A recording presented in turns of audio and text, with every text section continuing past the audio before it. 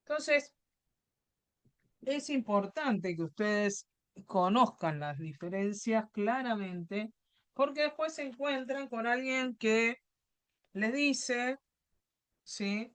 Que el mismo producto que usan ustedes para la antisepsia puede servir, ¿sí?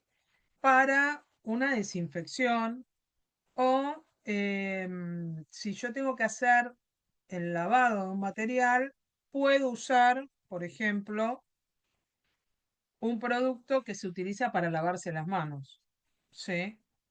¿Tá? Y esto no es así. Entonces, es importante que sepamos para qué usamos cada uno, ¿no? Y partiendo de la base de algo que vamos a ver, uy, se me movió todo. Ahí. Durante gran parte de este cuatrimestre, que es realizar actividades para obtener un dispositivo médico seguro, ¿sí? Es fundamental, porque cuando yo agarro y lavo algo, ¿sí?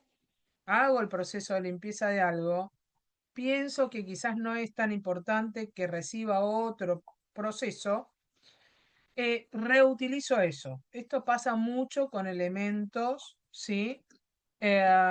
Como la máscara facial, la rama del laringo, un tubo de mayo, ¿sí? Y tenemos que saber que aún esos elementos, vamos a aprender un poco de lo que se llama la clasificación de Pauling, ¿sí? Son elementos que deben tener al momento del uso, uno debe asegurar que ese producto sea seguro para utilizar. Y la única forma que hay es que se realice un proceso de limpieza y a posteriori siempre se realice o una desinfección o una esterilización con respecto a ese elemento de acuerdo a sus características. O sea, ninguno de estos elementos, por supuesto descartado el instrumental, no debe ser utilizado sin haber recibido alguno de estos procesos, ¿sí? Entonces,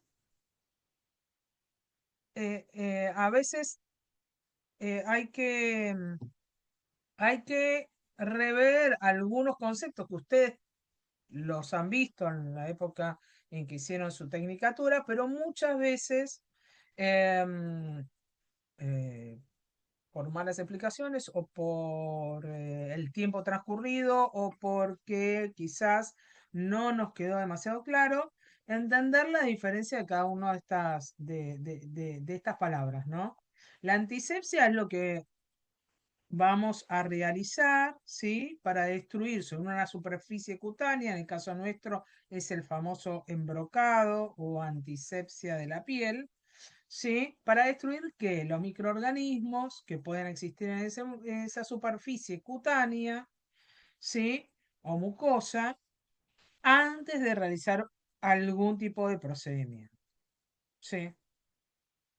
Pero no es lo mismo, ¿sí? Que apliquemos sobre la piel un antiséptico que lo apliquemos sobre una superficie inanimada, sobre un instrumento, sobre una mesada, no es lo mismo, ¿sí? Y entonces tenemos que entender que para este tipo de cosas, en el proceso de la eliminación de microorganismos, deberíamos hablar de la desinfección, que es un proceso físico, un proceso físico o químico, ¿sí? De acuerdo al tipo de producto que usemos y cómo se utiliza, para eliminar los microorganismos de forma vegetativa en objetos inanimados, y esto es lo importante, en objetos inanimados, sin que en el caso de la desinfección, importantísimo, se asegure la eliminación de esporas bacterianas. Por lo tanto, La desinfección no es lo mismo que la esterilización. Le digo porque justamente ayer me escribió un grupo de ex alumnas, creo que son una camada 2020, 2022, entre 2020 y 2022, me escribieron justamente preguntándome por qué tenían un problema. ¿Y por qué es un problema no entenderlo bien? Porque algunos profesionales no lo entienden bien. Entonces, no es lo mismo que la esterilización. La esterilización es el proceso por el cual se elimina, ¿sí? O se trata al menos, después veremos que se trata y que hay que ver condiciones del material previo para poder asegurarnos lo mejor posible que está eliminado totalmente, ¿sí? La forma de vida microbiana, ¿sí? Incluyendo las esporas. Por lo tanto, y a esto voy, por lo tanto, cuando viene un cirujano que quiere realizar otro procedimiento, como puede ser eh, un, un- un ligamento cruzado y justo parte del instrumental, ¿sí? Se utilizó para el paciente que se operó primero y yo lo quiero utilizar para el paciente que se opera después, pero para eso necesito que se realice todo un proceso de esterilización que como cirujano pienso que va a tardar mucho. Digo, bueno, tenemos a la mano, ¿sí? El Seidex-OPA, ¿sí? Que es lo que es como la terminología que se usa, o el OPA. Entonces puedo poner ese instrumental ahí para después utilizarlo. La respuesta es un no, porque ahí estamos hablando de material que va a estar en contacto con tejido estéril y como tal, la única solución a esto es la esterilización. No hay otra posibilidad, otro método que pueda usar. Entonces,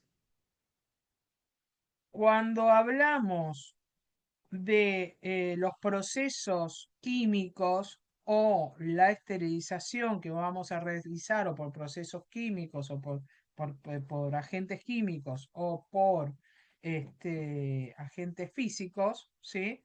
Tenemos que entender que no todo no mata todo. Entonces, cuando hablamos de la escala más baja, que son los virus medios, lipídicos, observen bien, HIV, hepatitis B, herpes, las bacterias vegetativas como el Staphylo aureus o la Pseudomonas aeruginosa o algunos hongos, el Aspergillus y la Cándida, podemos hablar de una desinfección baja. Alcanza esa desinfección baja para eliminar de las superficies, ¿sí? Inanimadas estos microorganismos. Ahora, cuando yo ya vuelvo a hablar de virus pequeños no lipídicos como la polio, por ejemplo, ahí tengo que tener un producto un poquito más elevado que es la desinfección, un desinfectante de nivel intermedio. Pero cuando hablo ya de micobacteria de la tuberculosis, ¿sí? Requiero para realizar la tarea una desinfección de alto nivel, ¿sí? Ahora, cuando estoy hablando de esporas, voy a hablar de esterilización. Nunca puedo utilizar para el material quirúrgico que va a ingresar a la cavidad nada que esté por debajo de la esterilización. Y tenemos por arriba los priones, que es algo que vamos a hablar aparte, porque es un elemento aparte, ni siquiera es un microorganismo en sí, pero los priones, por ahí no todos, pero algunos deben recordar, ¿sí? La famosa enfermedad de la vaca loca, o también llamada Creutzfeldt-Jakob. Bueno, eso este, tiene que ver con estos priones, ¿sí? Lo vamos a ver en especial un poquito más adelante. Y entonces les había hablado de Spaulding y su clasificación, ¿sí? Y Spaulding, no estoy diciendo una clasificación que surgió el año pasado, estoy hablando de Spaulding, esto lo dijo ahí por el 1960 y algo, o sea, tiene muchos años con nosotros y aún hoy tiene vigencia y quizás hoy hay un par de cosas que se han como restringido más todavía de lo que Spaulding decía. Entonces Spaulding lo que decía era esto, y vamos de abajo hacia arriba, que los elementos no críticos son los que están en contacto con la piel sana, ¿sí?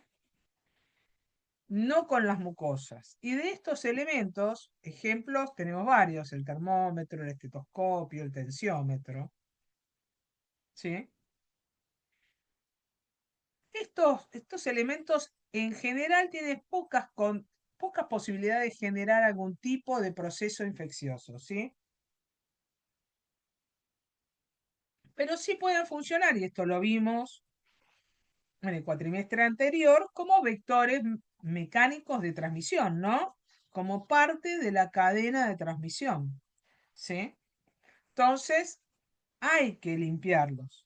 Pero para limpiarlos, estos elementos no críticos, ¿sí?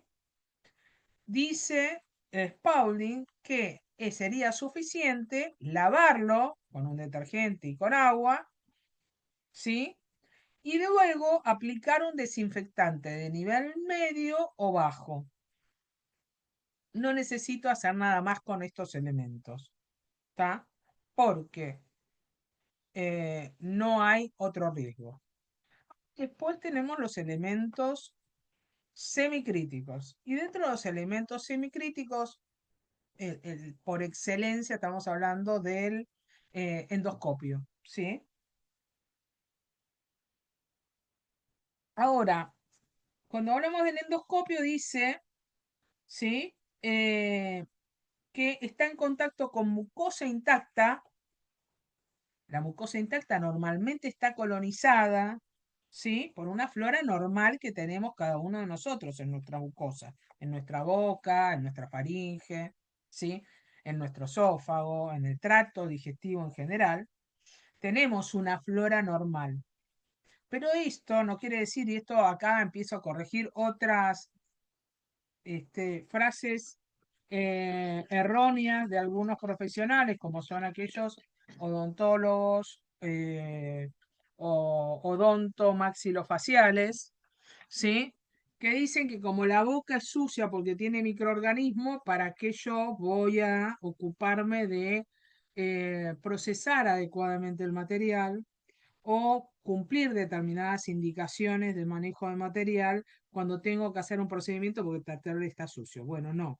Acá lo que dice Pauling es que es un elemento semicrítico que va a estar en contacto con mucosa intacta y entonces, a pesar de esa flora normal, ¿sí? Se debería hacer una desinfección con un agente de alto nivel, ¿sí?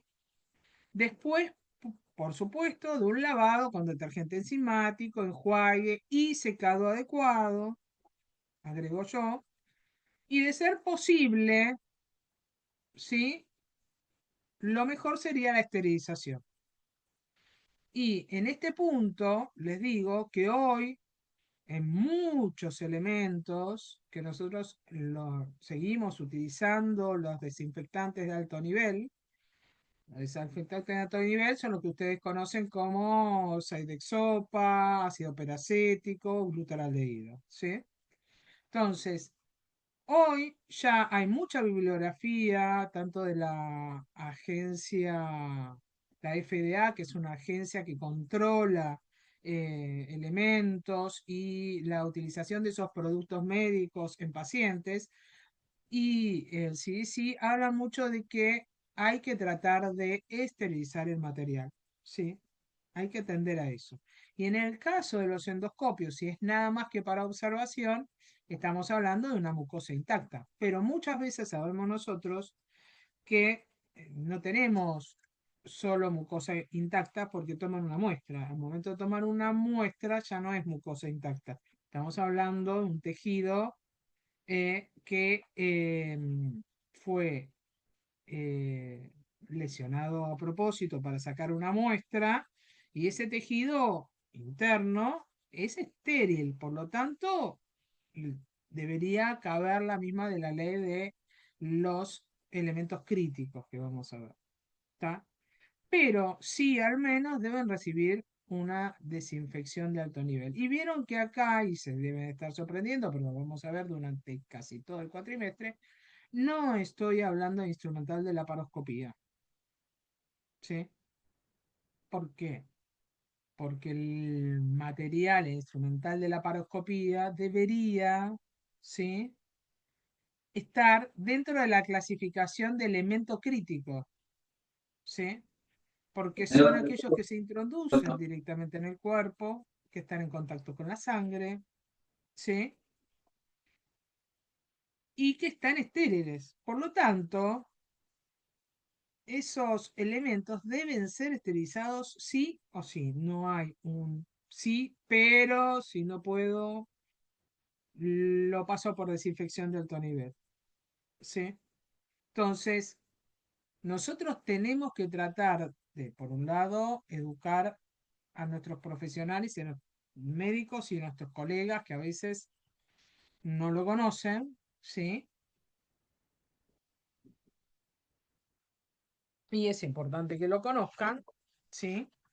Em, y tratar de ver en nuestras instituciones cómo hacemos para no morir en el intento, ¿no?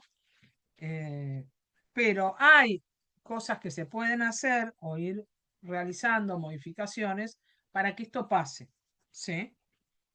Y hay que concientizarlos, porque no es gratis para el paciente utilizar una desinfección de alto nivel, por muchas razones que vamos a ver, dentro de las cuales está que estamos usando productos químicos que no son inocuos para el paciente, procesos que no se realizan adecuadamente y microorganismos que pueden estar y no se erradican tan simplemente y pueden pasar de un paciente al otro. Y casos aún utilizando, eh, hablando de endoscopios, ¿sí? Hay montones de situaciones. Entonces, tenemos que trabajar en ello. Entonces, volviendo al tema de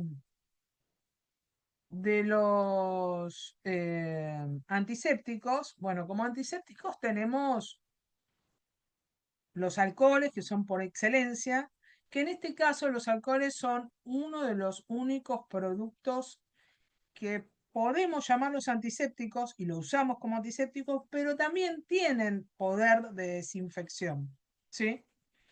Es el único producto que lo tiene. Ahora, los alcoholes, porque desinfectan, no vamos a usar alcoholes en vez de un desinfectante, ¿sí? Para determinadas cosas. Podemos usarlo, pero teniendo en cuenta esta situación de que los alcoholes no se pueden usar sistemáticamente, que son productos que en muchos elementos que tenemos pueden alterar su composición, porque resquebrajan toda la, resecan, digamos, todas las uniones donde haya plásticos o gomas, ¿sí?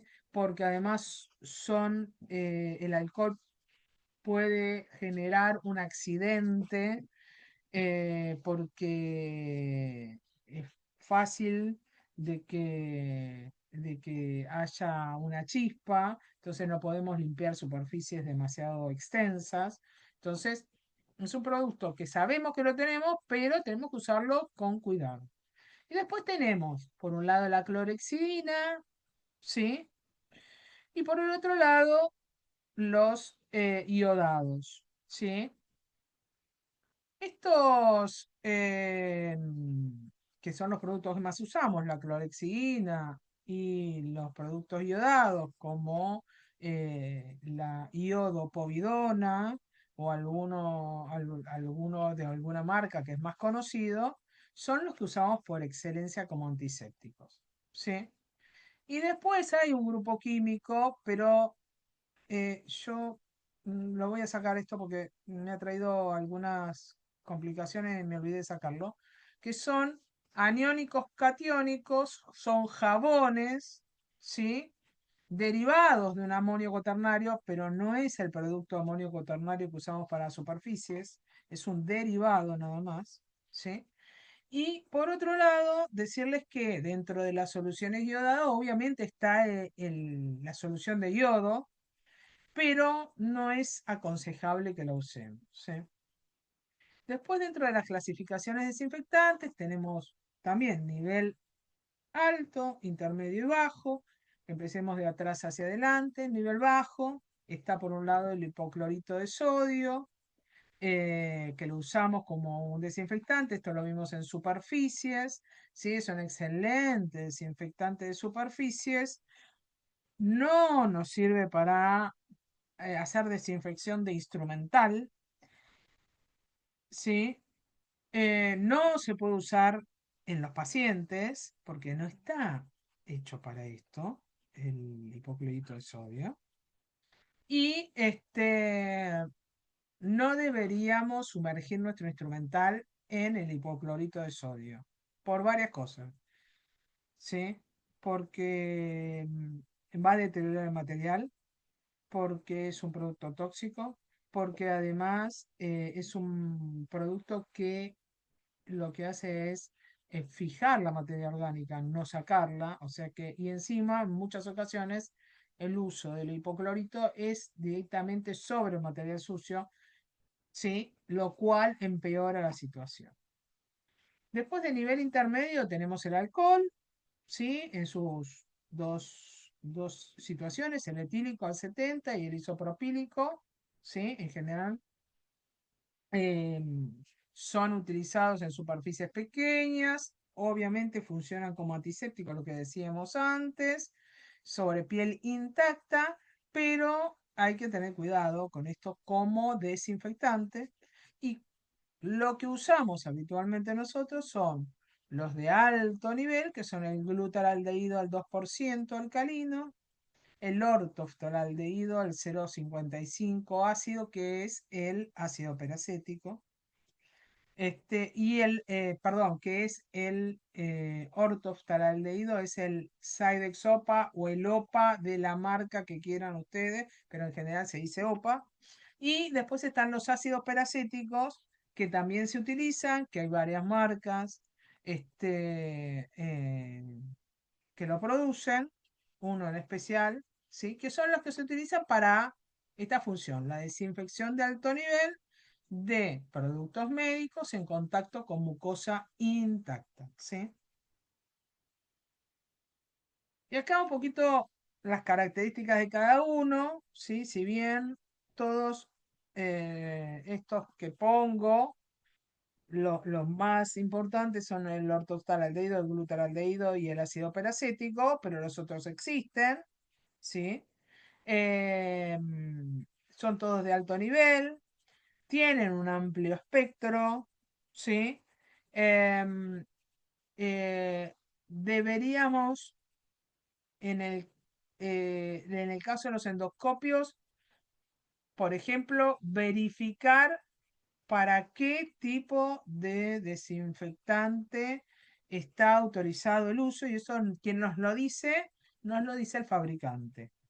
Hay, en su mayoría, la mayoría utiliza un glutaraldehído. Ahora, hay algunos que recomiendan el uso del ortostaladehído o el uso del ácido peracético, ¿sí? La diferencia fundamental entre estos tres principalmente está en las observaciones que podemos hacer, ¿sí? El ortostaladehído, si bien es un aldehído y genera algunas complicaciones, por eso deberíamos usarlo en áreas ventiladas, eh, no es carcinogénico, ¿sí? Y elimina menos vapor al ambiente. Entonces, para nosotros, que somos los que lo trabajamos, en general, tenemos menos dificultades al usarlo y menos problemas. Espera un segundito.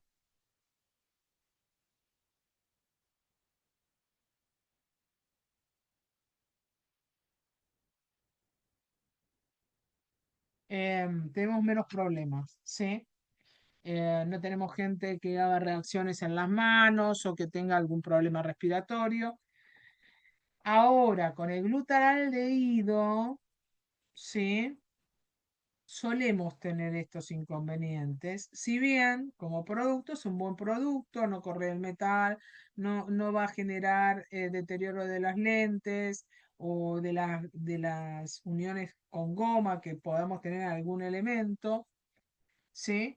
Y después el ácido peracético es el menos inocuo, ¿sí? Se utiliza mucho para los equipos también de diálisis. En un principio se usaba para esto específicamente, ¿sí? No produce residuos tóxicos, no necesita activación, en algunos casos, ahora algunos sí, que salen a la circulación. Y lo fundamental en esto, que no sé si lo tenemos acá, pero lo hemos hablado, no lo tenemos acá, pero lo hemos hablado en el momento de que hablamos de residuos, es que en realidad el glutaraldehído, ¿sí? Debe descartarse como un residuo peligroso, igual que el ortoftaldehído. No lo hacemos, pero deberíamos hacerlo, porque son aldehídos y como tales están dentro de la lista de productos que debemos descartar. ¿Sí? Mientras que el peracético, lo único que hay que hacer es descartarlo a una cloaca. ¿Sí? No, con eso no tenemos problema. Ay, existe, porque después me preguntan, después le voy a copiar todo el texto. Esperen que le pongo, porque mi marido está preocupado porque no le mandé un mensaje y no sabe si había llegado.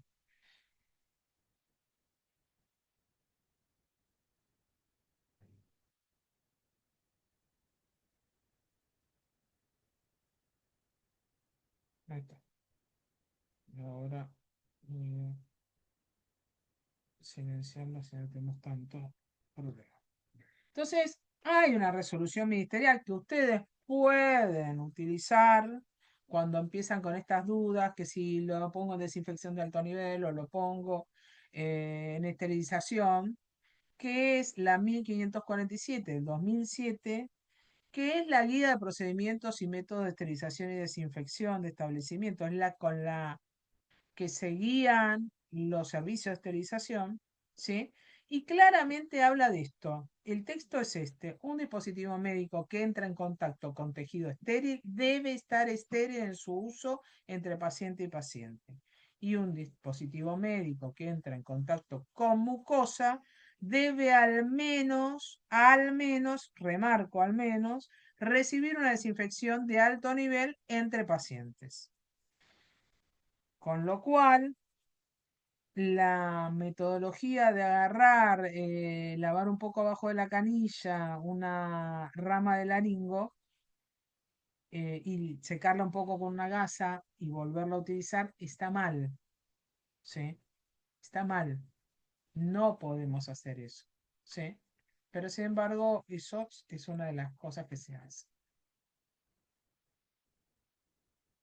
Después tenemos los detergentes, ¿sí? Entonces tenemos que empezar en el tema de los detergentes, que es muy importante, es un paso importantísimo, ¿sí?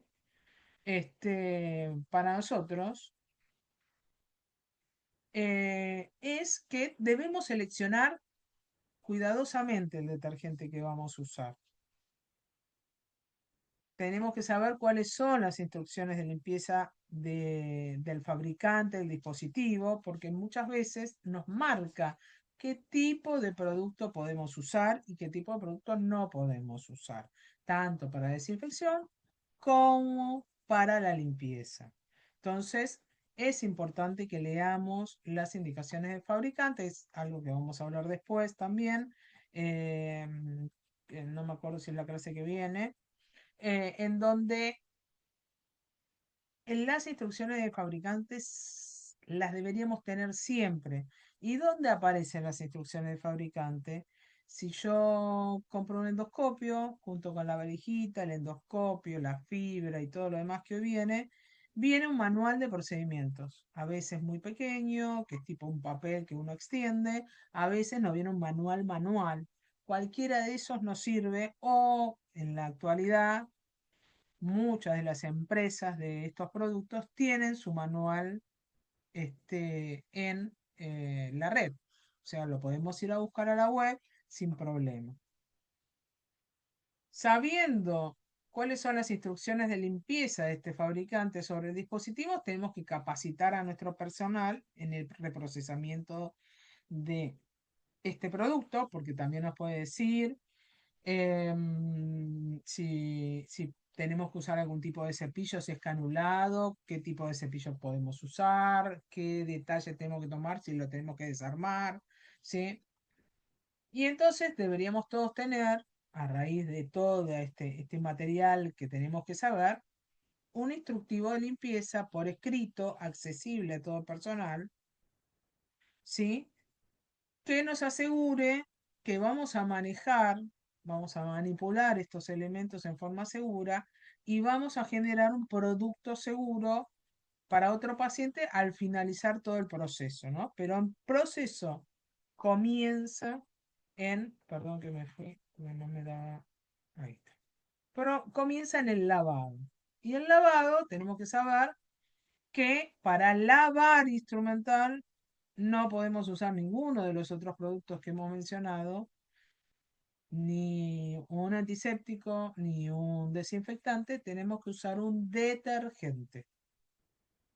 Y estos detergentes tienen esta capacidad, ¿sí? de reducir la tensión superficial del agua y esto favorece la posibilidad de que el producto, el detergente y el agua lleguen a la superficie del material y puedan desprender esas partículas. ¿Sí? Em, ¿Qué características debe tener un agente de limpieza, un detergente? No ser abrasivo, poca espuma de agua de enjuague completo, o sea que no nos genera una espuma tal que después cuando lo enjuagamos no termina de sacar todo el residuo, porque eso es malo, porque eso puede quedar en el material y puede perjudicar al paciente en algún momento, además del material. Que sea biodegradable, no tóxico, eficaz para todo el tipo de superficies, ¿sí? Porque no puedo a veces estar eligiendo entre esto lo limpio con esto y esto lo limpio con el otro, entonces tengo que buscar lo más adecuado a el universo de elementos que yo limpio. ¿Por qué? Porque si tengo varias opciones, muy probablemente alguien se equivoque, ¿sí? Y no se recuerde que esto lo tiene que limpiar con esto, ¿sí? eh, una vida útil prolongada mm, para poder eliminar rápidamente, pero bien, toda la materia orgánica y que tenga una concentración efectiva y que sea costo efectivo. ¿Tá? En todo esto, los productos que usamos para lavar los platos no van, ¿sí? ¿Tá? Por más que sean costo efectivo, no tienen ninguno de los otros ítems. Por lo tanto, lo que tenemos que usar es un producto detergente adecuado a la limpieza de material médico, ¿sí? Entonces, hablamos de esto, de este detalle que disminuye la tensión superficial del agua, que lo que hace es desintegrar o dispersar la suciedad, la va como, ahora vamos a explicar bien, pero el detergente que usamos habitualmente lo que hace es ir disgregando esas partículas más grandes en pequeñas, ¿sí? Y cuando uno mira, en general lo que mira, si está siendo efectivo, es que hay como partículas de suciedad, ¿sí? Suspendidas que es esto que va desprendiendo. ¿Sí? Ahora, cuando hablamos de detergentes, lo vamos a volver a hablar, pero lo tenemos que hablar, es que uno tiene que establecer para qué usos le va a dar.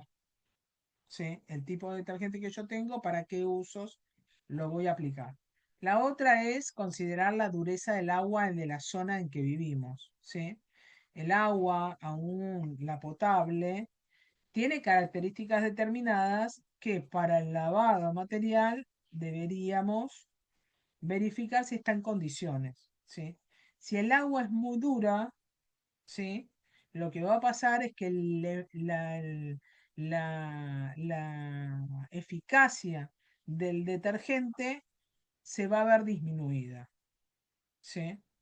El detergente además debe ser compatible con el sistema de limpieza que vamos a utilizar si es que no usamos manual y usamos una lavadora, ese detergente deberá ser compatible con esto.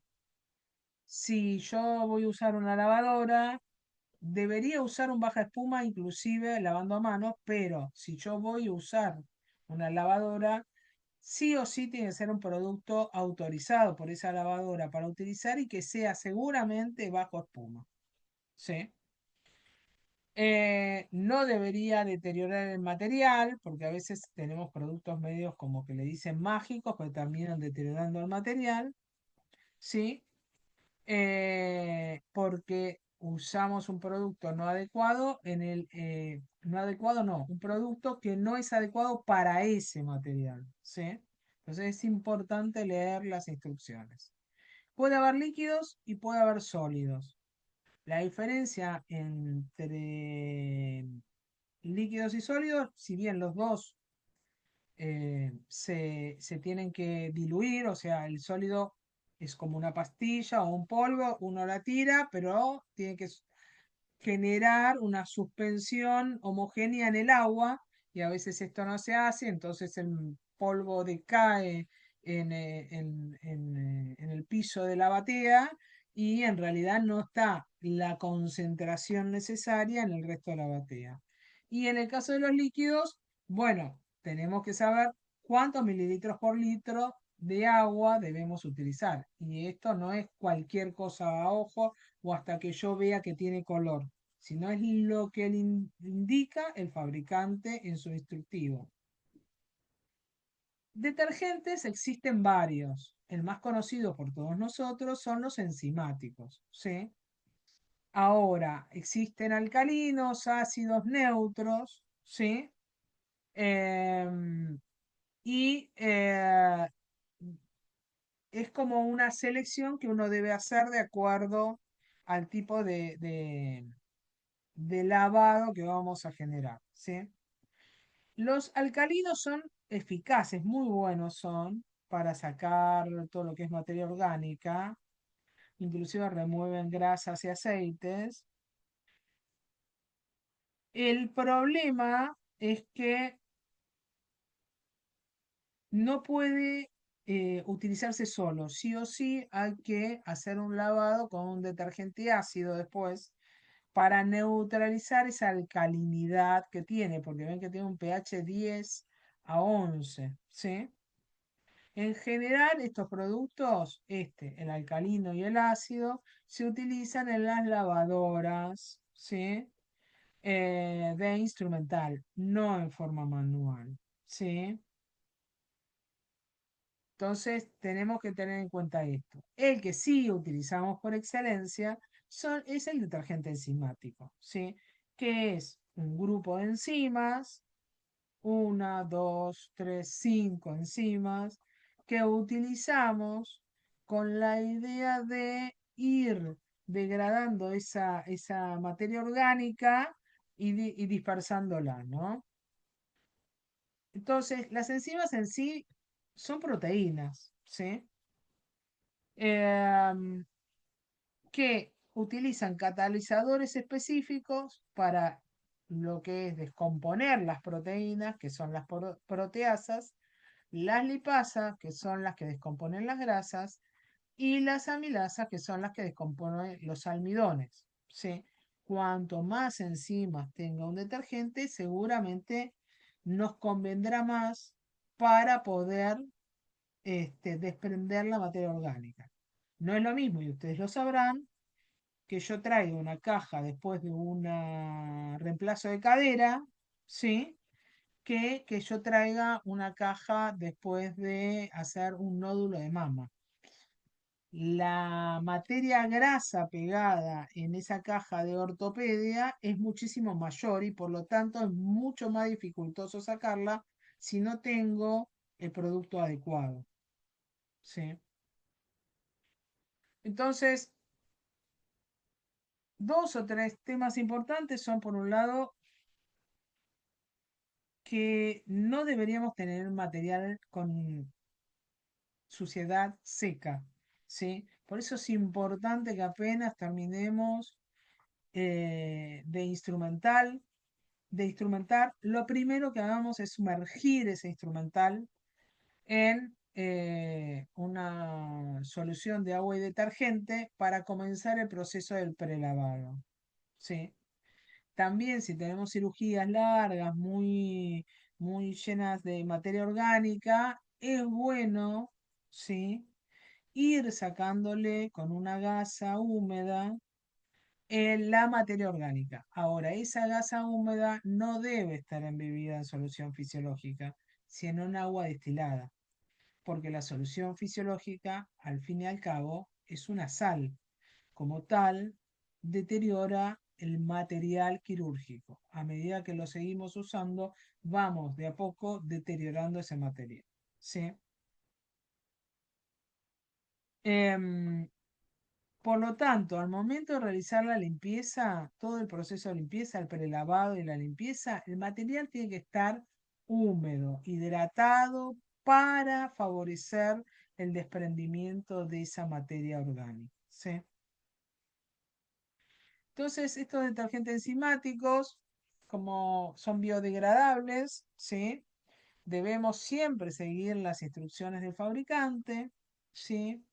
Em, en general no deberíamos usar una temperatura mayor a 40 grados porque las enzimas son lábiles y pueden em, eh, degradarse rápidamente por temperaturas altas. Algunos fabricantes, inclusive de detergentes, dicen temperatura eh, a nivel ambiental, no hablan de caliente ni de frío o fría inclusive, ¿sí?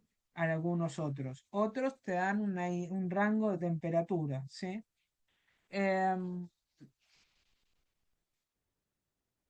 la vida útil y la estabilidad del producto es importante a la forma, a la idea de elegir un detergente adecuado.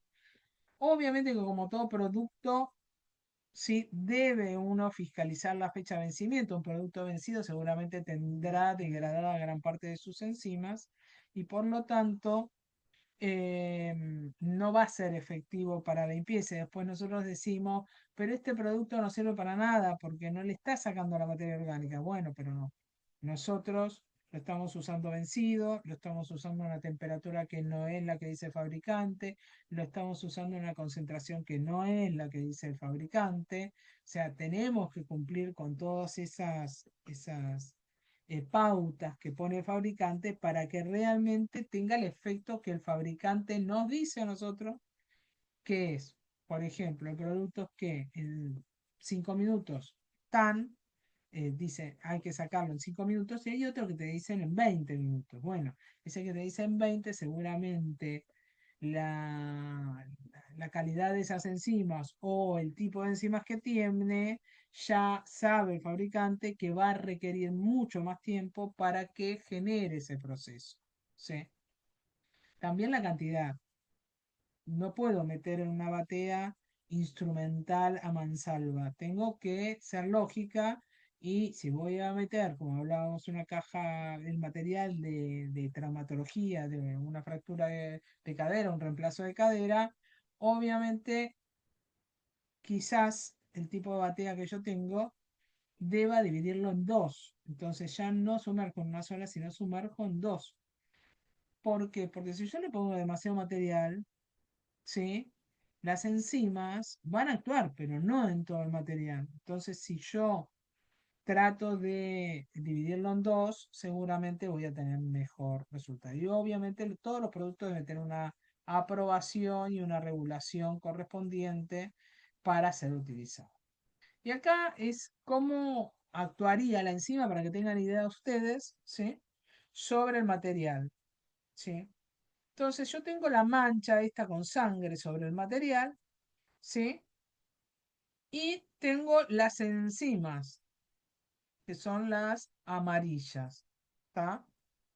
Y el detergente, que es lo que genera este proceso de tensioactividad, ¿sí? Porque sepan que si ustedes ven el agua, si uno apoya la mano en el agua, hay como una fuerza, ¿vieron?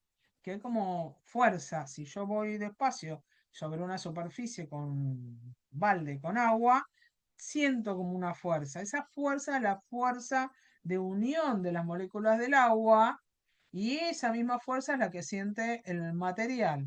¿Sí? Entonces, para humectar algo, debo generar que este detergente actúe sobre esa superficie, ¿sí? Con este tensioactivo para trabajar. Entonces, la situación es esta: la mancha de sangre, la enzima, hay, se unen, la enzima se une a esta mancha de sangre, ¿sí? Y lo que hace es ir rompiendo parte de esta mancha de sangre, ¿sí? Y liberando pedazos cada vez más chicos, ¿sí? Facilitando así el desprendimiento del material de esa mancha.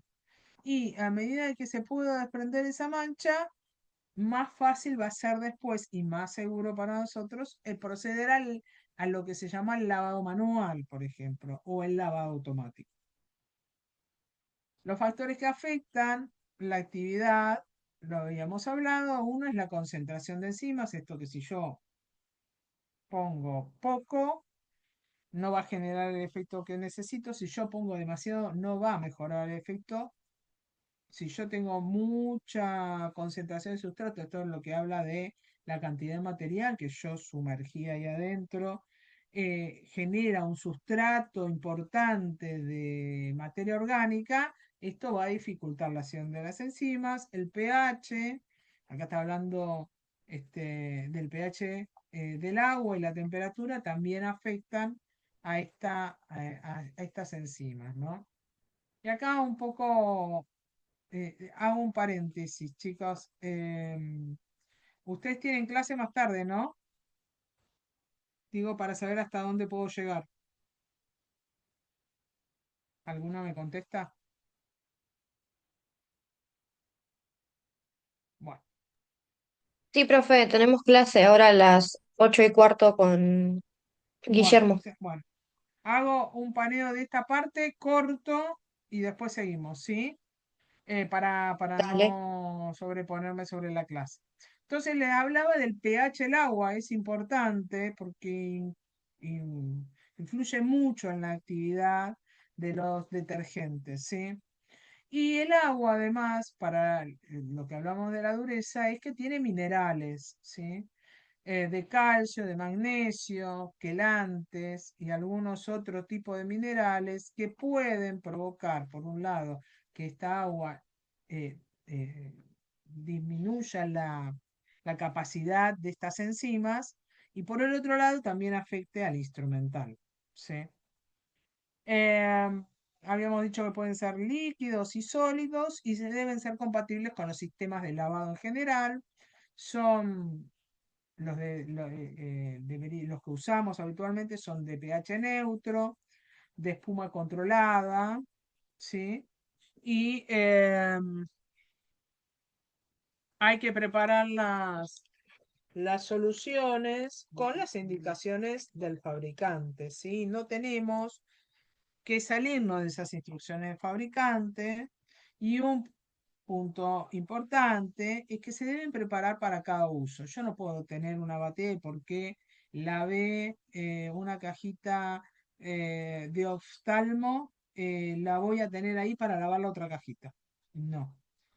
Se prepara el producto, se usa, se descarta y se vuelve a preparar otro producto. Bueno, pero ustedes me van a decir, tengo una batea de 15 litros, pero voy a lavar 4 pinzas. Bueno, quizás lo que hay que hacer es tener bateas adecuadas para esas 4 pinzas, ¿sí? Que aparecen y no preparar una batea de 15 litros, ¿sí? ¿Tá? Estas cosas las tenemos que tener. Debe ser de fácil enjuague, biodegradable, le dijimos, y todos los productos tienen sí o sí una hoja de seguridad para utilizar. Por último, los recuperadores de instrumental, que son estos productos que usamos para mejorar cuando tenemos productos con manchas o que vemos como que tiene cosas pegadas. En muchos casos es biofilm, después vamos a hablar de esto. En otros casos no, son productos que se van incrustando o porque usamos mucha estufa en vez de usar autoclave.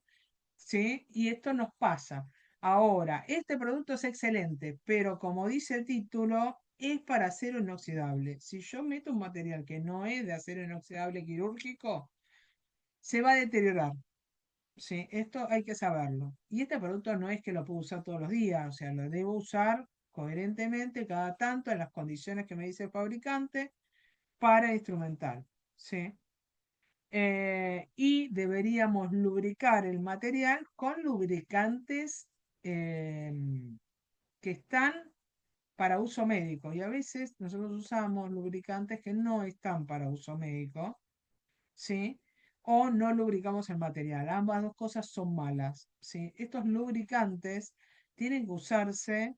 No puede ser si bien el aerosol de Aesculap es similar al WD-40, el de Aesculap no es WD-40. El WD-40 tiene en origen en un producto de petróleo.